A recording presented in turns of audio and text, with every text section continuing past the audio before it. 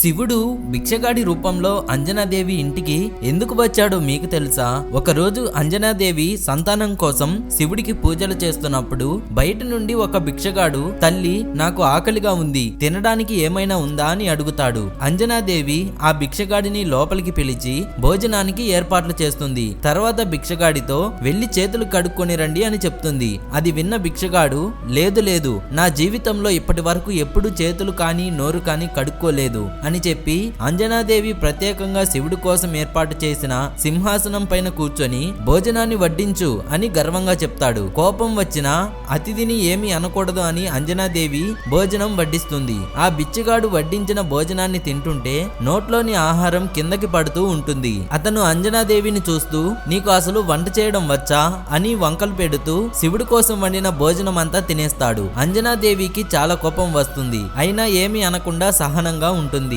భిక్షగాడు భోజనం ముగించి అంజనాదేవితో ఈ భోజనం నేను తిన్నా కాబట్టి కొంచెమైనా పుణ్యం వస్తుందిలే, ఈ భోజనాన్ని ఆ శివుడు తిని ఉంటే పుణ్యం కాదు శపించేవాడు అని ఎగతాళి చేస్తాడు. అది విన్న అంజనాదేవి కోపం ఆపుకోలేక నా శివయ్య గురించి ఇంకొక మాట మాట్లాడినా అని అనేలోపే భిక్షగాడి రూపంలో ఉన్న శివుడు నిజమైన రూపానికి వచ్చి మీ కఠోర పూజలకు నా మనసు చలించిపోయింది, నిన్ను పరీక్షించడానికి ఈ రూపంలో వచ్చాను, నీ భక్తికి మెచ్చి నీ కడుపులో హనుమంతుడి రూపంలో జన్మిస్తాను అని వరం ఇస్తాడు. ఫ్రెండ్స్, ఓం నమః శివాయ అని కామెంట్ చేయండి.